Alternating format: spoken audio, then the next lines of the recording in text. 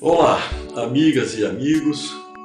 Vamos então continuar com a Reforma Protestante, estudando neste segundo vídeo as bases doutrinárias desta vertente cristã e comparando-as com as da Igreja de Roma. Essa é a nossa comparação.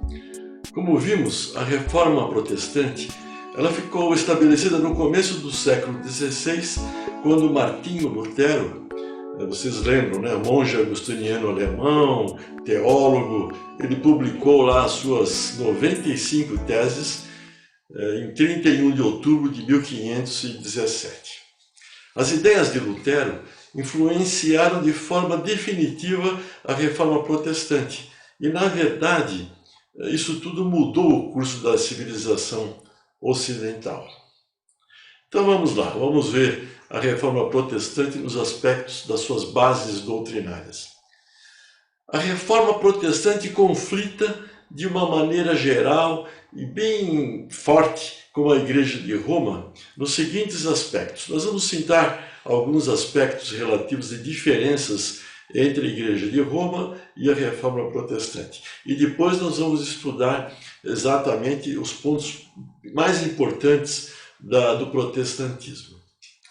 Então, vamos numerar esses aspectos diferenciais. Então, o primeiro, os protestantes rejeitam a doutrina católica romana referente à supremacia papal. Questionam a natureza, a autoridade, administração, hierarquia e função da Igreja. Os protestantes não são tolerantes em relação ao papado, pois alegam que ele não condiz com a Bíblia. Os católicos veem no sumo pontífice, no Papa, o sucessor do apóstolo Pedro e, portanto, o chefe de sua igreja, nomeado por Jesus Cristo. Esta é a colocação da Igreja de Roma. Católicos e protestantes têm uma visão diferente da natureza da igreja, que é outro aspecto. A Igreja Católica se vê como a única igreja verdadeira sob a liderança do Papa. Na Reforma Protestante, não há uma única igreja, mas há várias ou centenas delas com denominações cristãs diferentes, já falamos sobre isso, né? Que estão espalhadas pelo mundo e que compõem uma única igreja cristã, segundo os protestantes. Todas elas se consideram equivalentes. No segundo aspecto, ou terceiro, né, agora, a Igreja Católica, nos primeiros tempos do cristianismo, condenava o acúmulo de capitais. Mas com o tempo, isso acabou ficando para trás, né? Juntando altas somas em dinheiro, geralmente arrecadadas dos fiéis, e adquirindo terras e propriedades, a Igreja Católica começou a ganhar muito poder econômico, financeiro. Isto não é nenhuma novidade até os dias atuais. E todas as religiões, de uma certa maneira, trabalham esse aspecto de sobrevivência, na verdade. Mas também não precisam exagerar tanto, né? Agora, a Igreja Católica ela também começou a vender indulgências. Vocês lembram que eu citei isto? Pregando que qualquer cristão poderia e deveria comprar o perdão dos seus pecados. A Igreja Ortodoxa também criticou isso na Igreja de Roma.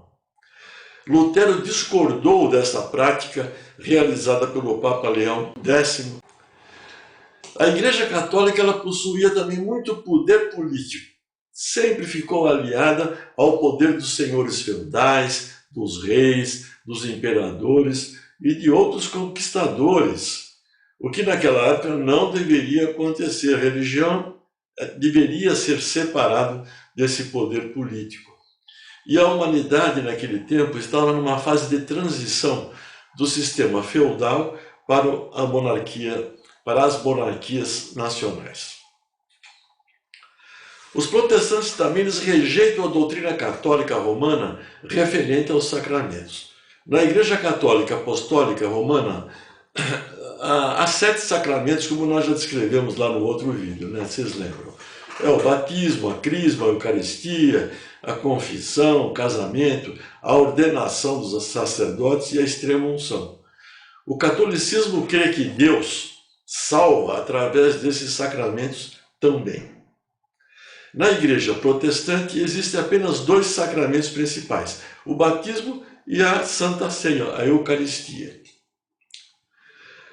E os protestantes também não aceitam a ideia dos sacerdotes e do celibato que temos lá na Igreja de Roma.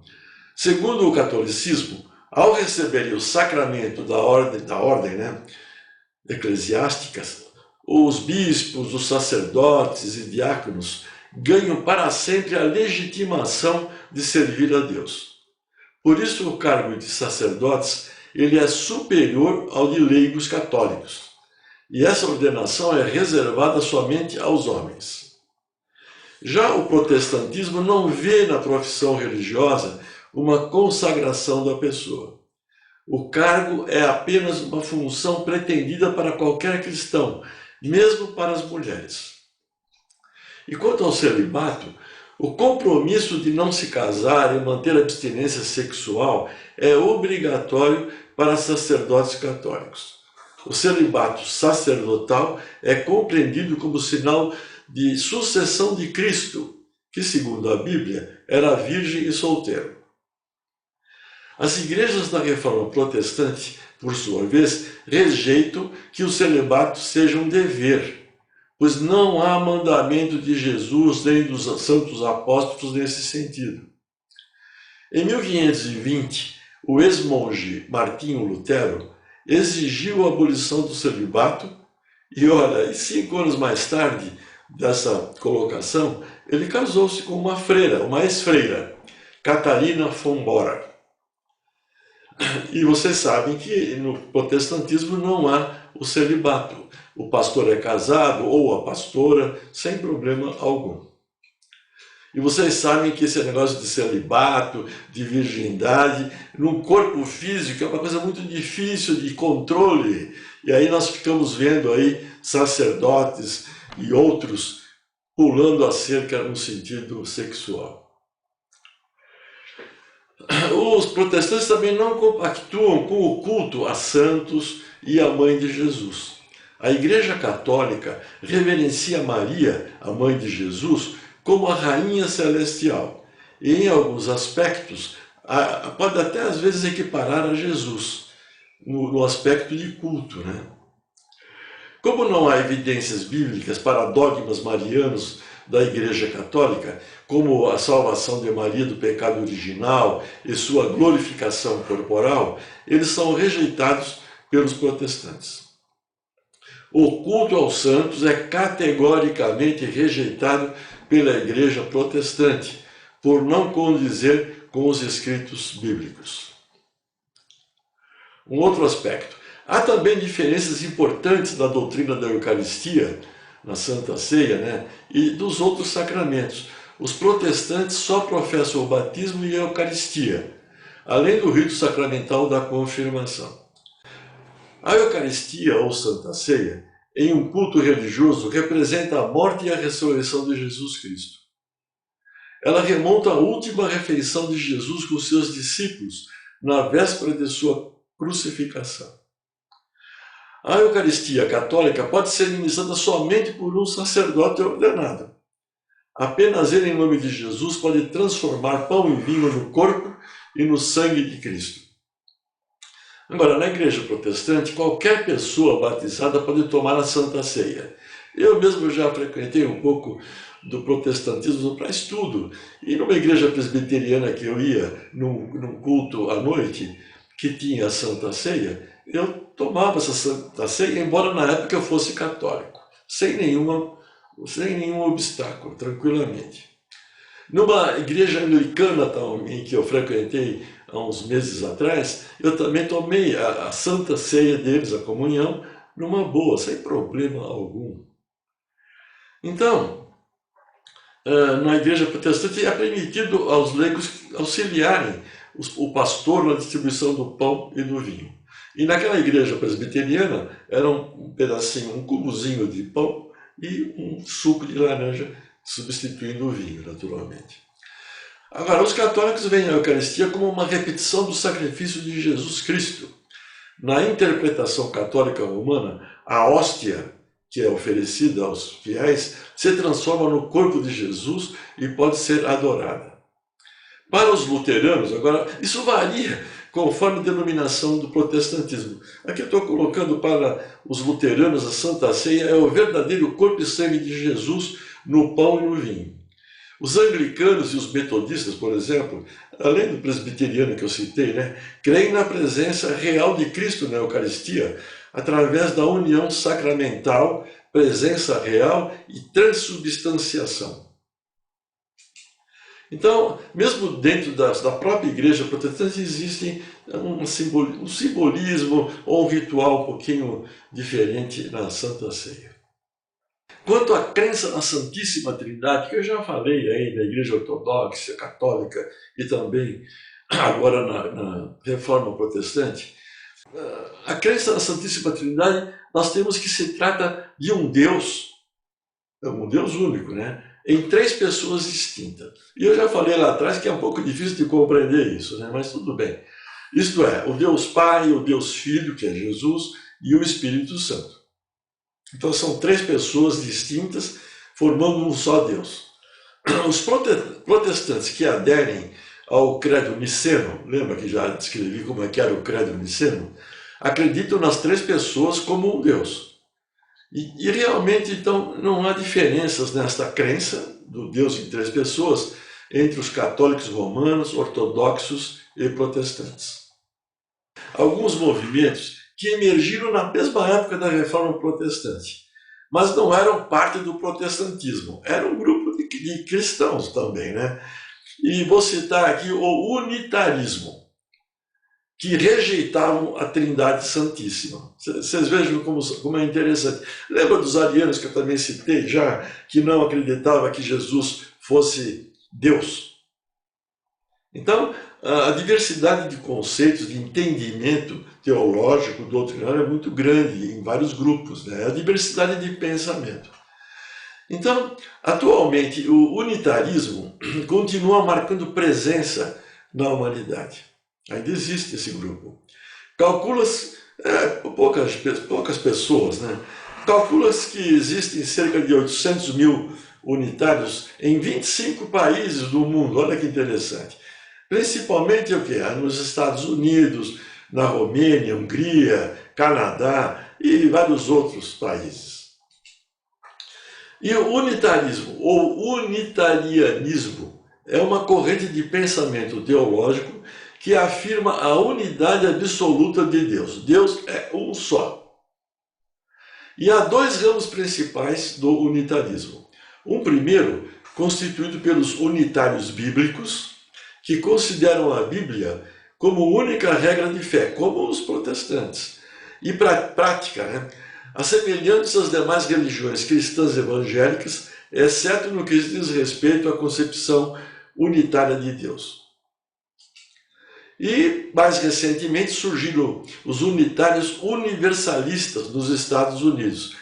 Que olha que interessante, eles pregam a liberdade de cada ser humano para buscar a sua própria verdade e a necessidade de cada um buscar o crescimento espiritual sem a necessidade, obrigatoriedade de religiões, dogmas e doutrinas. Olha só que interessante, não? Nada de rótulos religiosos. A diversidade de pensamentos na humanidade é algo presente e intenso e faz parte do contexto evolutivo, com certeza. É apenas um adendo aqui neste vídeo para uma reflexão, Nós temos que ficar atentos, não ficarmos presos a rótulos religiosos. Nós podemos adotar uma religião, mas não precisa ser fanático. Nós poderíamos citar outras diferenças entre a Igreja de Roma e a Reforma Protestante. Vamos citar algumas mais, A doutrina do pecado original e da graça, a predestinação. Agora vocês podem procurar isto e estudar, esses itens mais.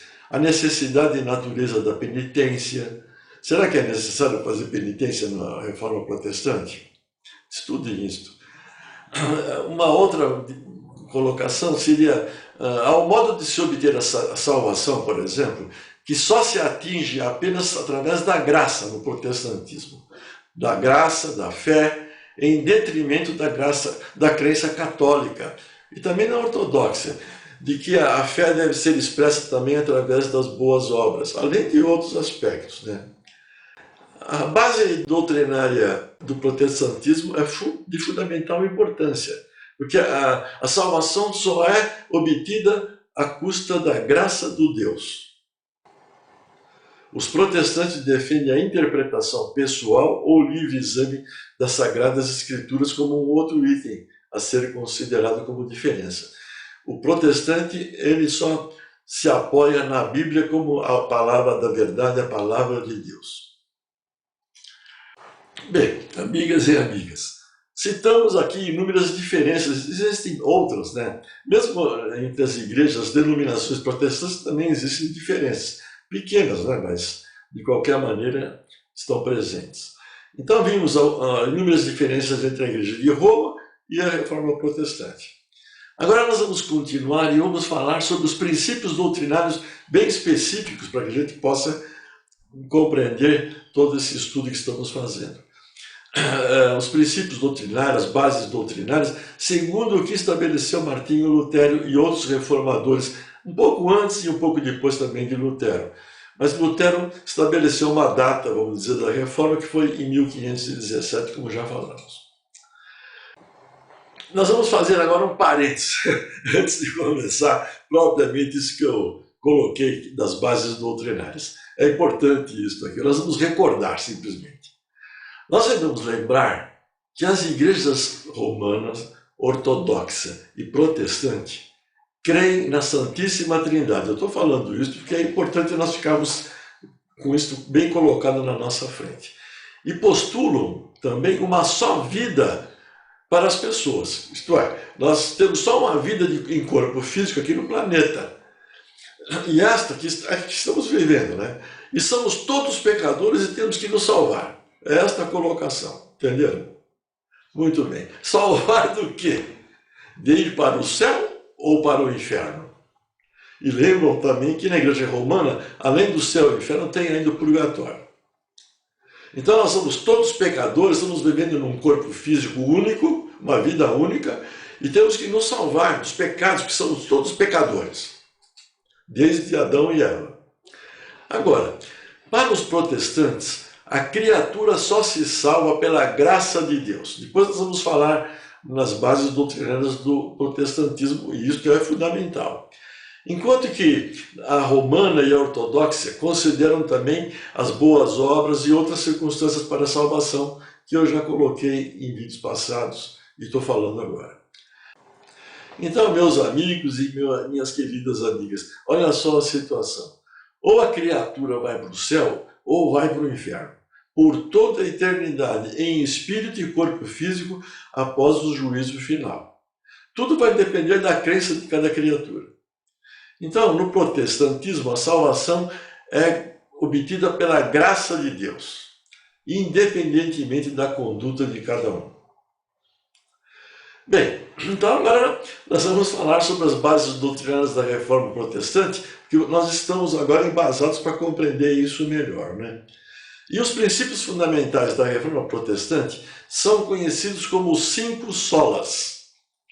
São palavras em latim e resumem as diferenças básicas nas crenças teológicas em oposição ao ensino da Igreja Católica Romana da época, que nós estamos fazendo essa comparação. A palavra latina sola significa só, sozinho, vamos falar assim. Então nós temos 5 princípios. Sola Scriptura, em latim, né? Sola Christus, sola gratia, sola fide e sola Deo gloria. Traduzindo, só a Escritura, só a Cristo, só a graça, só a fé e só a glória de Deus. Então vamos falar sobre cada um deles bem sucintamente, porque não é o objetivo alongar este vídeo. Então o primeiro sola da Reforma é o sola Scriptura, só a Escritura. A Bíblia é a única palavra inspirada por Deus com revelações que nos permitem comunhão com Ele. Isso é a colocação do protestantismo. É o princípio no qual a Bíblia tem primazia em relação a qualquer tradição da igreja romana ou ortodoxa. Vocês lembram disso, né? A palavra de Deus está na Bíblia, segundo os protestantes. Já os católicos advogam que, além da Sagrada Escritura, da Bíblia, também a tradição católica romana é fundamental. O cristianismo bíblico, focado em um estudo profundo da Bíblia, é característico da maioria dos protestantes, em oposição aos rituais e boas obras representado pelas tradições católica romana e ortodoxa. Vocês lembram que a Sagrada Escritura e a Santa Tradição representam o mesmo valor como fonte de revelação segundo a Igreja Ortodoxa. A romana, no entanto, considera a tradição mais importante que a Sagrada Escritura. São diferenças entre as três igrejas. Esse primeiro princípio da Reforma Protestante é de fundamental importância, pois que o seu ensino é preciso para a salvação. O ensino da Bíblia é fundamental para a salvação. Que toda a doutrina necessária para a salvação vem somente da Bíblia. Que tudo que é ensinado na Bíblia é correto e que, pelo Espírito Santo, superando o pecado, os crentes podem ler e entender a verdade da própria Bíblia, embora o entendimento seja difícil. Então, o meio usado para guiar os crentes individualmente para o verdadeiro ensino é frequentemente a discussão mútua dentro da igreja. Mas a Bíblia é a palavra de Deus. E a partir dela, a salvação pela glória, pela graça do Deus. O segundo princípio fundamental é o sola Christus, só Cristo. Afirma que a salvação é encontrada somente em Cristo e que unicamente sua vida, sem pecado e expiação substitutiva, são suficientes para a nossa justificação e reconciliação com Deus o Pai. Então Jesus é o nosso intermediário. Para os protestantes, as boas obras são uma consequência necessária para quem lê a Bíblia, né? E não uma causa de justificação. Embora a justificação seja apenas pela fé. Segundo a Reforma Protestante, Cristo é o único mediador entre Deus e o homem. O terceiro princípio, só a graça, sola gratia, afirma que a salvação é pela graça de Deus, apenas. E que nós somos resgatados de sua ira apenas pela sua graça. A graça de Deus em Cristo não é meramente necessária, mas é a única causa eficiente da salvação. Vocês estão entendendo que a graça vem de Deus, mas o Cristo ele intermedia toda essa ação entre Deus e nós. A Bíblia é fundamental para o aprendizado, para o ensino, para que nós possamos ter uma conduta também adequada por consequência. Mas o fundamental é a graça. Então, essa graça é a obra sobrenatural do Espírito Santo que nos traz a Cristo, por nos soltar da servidão do pecado e nos levantar da morte espiritual para a vida espiritual. É assim que a gente se salva. Na igreja romana e ortodoxa, a salvação dos homens depende da graça de Deus e dos méritos das próprias obras e pelos sacramentos. E lembro que lá na Idade Média vendiam as indulgências para sanar os pecados de cada um e ser salvos. Agora, os reformadores protestantes postulam que a salvação é um dom de Deus, dispensado pelo Espírito Santo, devido somente à obra redentora de Jesus Cristo. Estou falando em outras palavras. Afirmam que o crente é aceito sem consideração pelo mérito de suas obras, pois ninguém merece a salvação. Somos todos tremendamente imperfeitos. Então só seremos salvos pela graça de Deus. Não há outro caminho. O quarto princípio é o sola fé, sola fide. Esse princípio sola fide afirma que a justificação é pela graça somente, através da fé somente e por causa somente de Cristo. É todo esses 5 princípios estão todos interligados, na verdade. Mas a salvação é pela graça de Deus. É pela fé em Cristo que sua justiça é imputada a nós como a única satisfação possível da perfeita justiça de Deus. Somente pela fé em Cristo é suficiente para a salvação e justificação eternas. Vocês lembram que no protestantismo eu falei já neste vídeo, não há culto a santos, nem a Virgem Maria, nada, é só a Cristo. E também consequente a sola Escritura, só a Bíblia, né? A Bíblia é considerada como a única fonte de ensino. A sola fide, que é só a fé, resume o impulso principal do ensino, a saber, a conexão direta, íntima e pessoal entre Cristo e o crente. Assim trata-se de um trabalho cristocêntrico. Vocês perceberam que todos esses princípios, os solas, estão todos unidos, interligados na sua justificação, na sua montagem. E o quinto, que é o sola deo gloria, só a glória de Deus. Afirma que a salvação é de Deus e é realizada por Deus. Ela é para a glória de Deus e devemos glorificá-lo sempre. Devemos viver nossa vida inteira perante a face de Deus, sob a autoridade de Deus e para a sua glória somente. São princípios muito interessantes. Eu não estou aqui para julgar nada. Eu acho a Reforma Protestante bem embasada, com certeza. Eu sou espírita, mas eu estou colocando aqui esses aspectos da Reforma Protestante. Toda a glória é devida somente a Deus, uma vez que a salvação é realizada unicamente por meio de sua vontade e ação. Os reformadores protestantes acreditam que os seres humanos, isso aqui é importante aqui, ó. Os protestantes acreditam que os seres humanos, mesmo os santos, canonizados pela Igreja Católica, pelos papas e pela hierarquia eclesiástica, não são dignos da glória de Deus, porque são todos imperfeitos. Estamos cansados de ver isso nos dias atuais, inclusive. Hein? Imagina naqueles tempos que eles, da Inquisição, das fogueiras, das torturas, quando o indivíduo era um herege. A coisa é difícil mesmo, o ser humano é muito complicado. Bem, meus queridos amigos, minhas queridas amigas, acredito que o estudo das religiões é de fundamental importância para nós entendermos a nossa inserção no universo de Deus e estabelecermos um sentido na vida de forma consciente, racional, lógica e concreta. Só assim poderemos ser felizes, ou pelo menos administrar as nossas vidas de uma maneira harmoniosa e com metas a serem alcançadas. Eu acho que é muito importante nós termos uma crença, mas nós temos que ter cuidado com muito simbolismo, com dogmas, com coisas irracionais que estão colocadas nas diversas vertentes do cristianismo, inclusive. Bem, então nós no próximo vídeo, nós vamos continuar a falar sobre o surgimento de vertentes cristãs na linha do tempo da história da humanidade.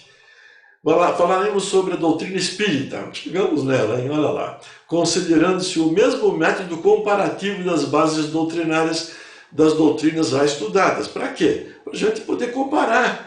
Eu não estou querendo vender nenhuma religião aqui. E nós já estudamos a católica romana, a ortodoxa, agora a reforma protestante. Vamos ver a religião, a doutrina espírita. Vamos ver como pensam lá os espíritas. E vocês vão pensando a respeito. De repente vocês podem ficar quase que dentro daquela orientação dos unitários. É interessante, hein? Vamos ver como é que vai ser o nosso próximo vídeo com respeito à doutrina espírita. Tudo bem, então? Então nós vamos, juntos e misturados, praticando a fraternidade universal, o amor incondicional como meta e compartilhando conhecimentos. Essa frase é fundamental na minha crença e que eu estou tentando passar para vocês devagar e sempre. Compartilhe esse vídeo, dê o like ou dislike, inscrevam-se no canal se quiserem e vamos trabalhando a nossa ascensão intelectual e espiritual a cada momento. É isso que nós queremos também. E meus queridos amigos e amigas, o Deus que habita no meu coração, saúde o Deus que habita no seu coração. Namastê.